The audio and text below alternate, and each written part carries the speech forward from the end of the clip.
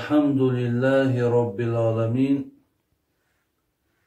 والصلاة والسلام على رسوله الحليم وعلى آله وأصحابه أجمعين. قبلا از الله بسیار مهربان خواهان او هستم که الله مهربان محبت های ما را، اخلاص های ما را به سوی دین خودش زیاد بگرداند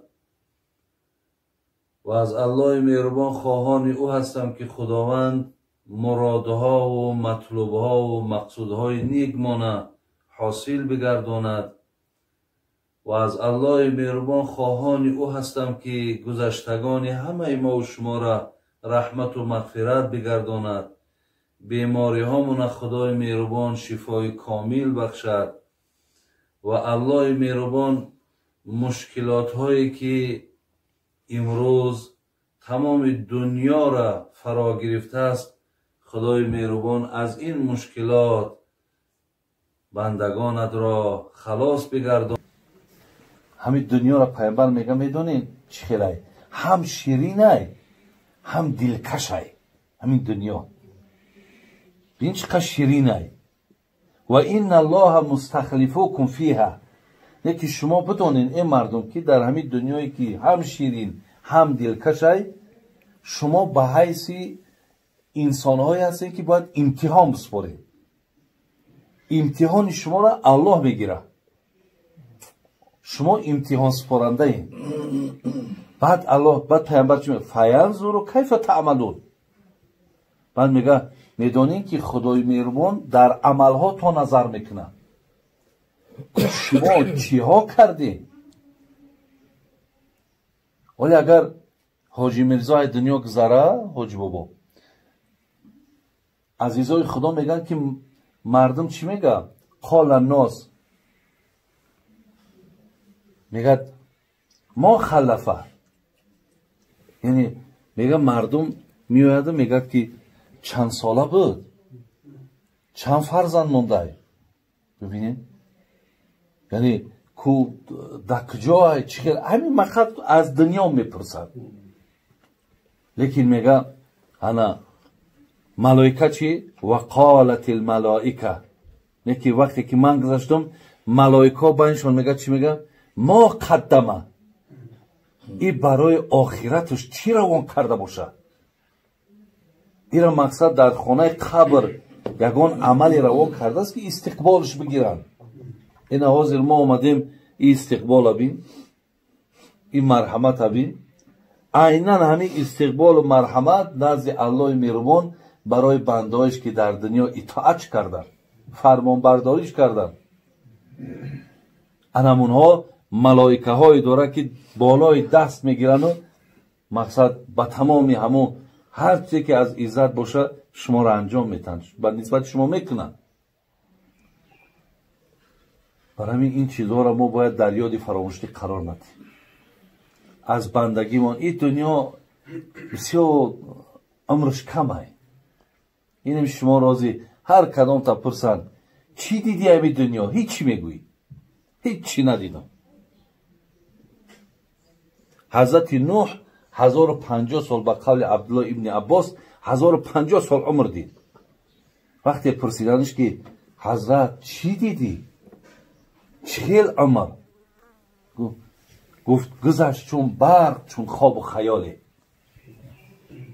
به خاطر نیست جز رنج و ملاله. همین دم دانم و این سختی جان، به فضل حق شود این مشکل آسان. گفت بچه هم 1050 سال در همین غیر درد غیر غم هیچی ندیدم. 1050. اکه گفت حاضر که عزرائیل آمده مهمان ما اکه باید که امانت بگیره، در فکری همین هم گفت تمام دیگه. گفت به دستم از گرفتن نیست رنگش. همین قایی که در دنیا با همین دست معامله بود ایرابی ای دنیا یگان رنگ نمونده. به دستم از گرفتن نیست رنگش، به دندانم زی خوردن نیست رنگش. دندانام بین یگان رنگی دنیا نداره، همون چیزی بود همون خیر. این دنیا معناش همینه که اینجا مادام 1050 سال نان گرفته کار کرده یگان اثرش در دنیا نیست، یعنی معناش همینه که دنیا خودش هیچی نیست. برای هیچی ما اگر عمرمون بیهوده بگذرانیم، اگر به اهمیتی کنیم، همه را خالی از طاعت عبادت کنیم، بعد حضرت صوفی علیه میدونین چی میگه؟ میگه عمر اگر نگذرد به حق جویی، شرم نکرده عمر همگویی. همین عمری که در روی عبادت نباشه میگه بچم با ما عمر میگویی. عمر اگر نگذرد در رای مولا، عمر هر گاو خر از او بالا. میگه پیامبر نازنین ما با پیش یک گوریستان گذشت، مادر بالای قبر گریه میکرد، برای فرزندش گریه میکرد. پیامبر گفت که واصبری و تقی، مادر عزیز گفت از خدا بترس و صبر کن. مقصد حرکتایی که تو داری اینها خیری ندارد، تو صبر کن، از الله بترس. اون نشناخت که این پیامبر است. بعدا معرفیش کردن که میدانی همین کسی که تو را نصیحت کرد همین پیامبر بود. حتی این مادر برگشته میگه در عوضش گفت اولی مقصد تو مصیبت ها ندیده ای. اگر مصیبت ها میدیدی مقصد مرا این خیلی گب نمیزدی، اولی مصیبت به سرت که بعد میفهمی. بعد گفتنش که ای مادر این حضرت بود، این پیامبر نازنین بود. وقتی آمد عذرخواهی کرد گفت من نفهمیدم. همونجا پیامبر ما گفت انما صبر عند صدمه الاولی. همین حالت اولی که بالای تو گفت مادر مصیبت اومد، در همین صبر کردن تو گفت بسیار اجر بزرگ داره. ولی پاش حدیث خونده میگه عجبا لامر المؤمن ان امره له كله خیر وليس ذلك لاحد الا للمؤمن. پیامبر گفت همین حال مؤمن عجایب حال زیباست.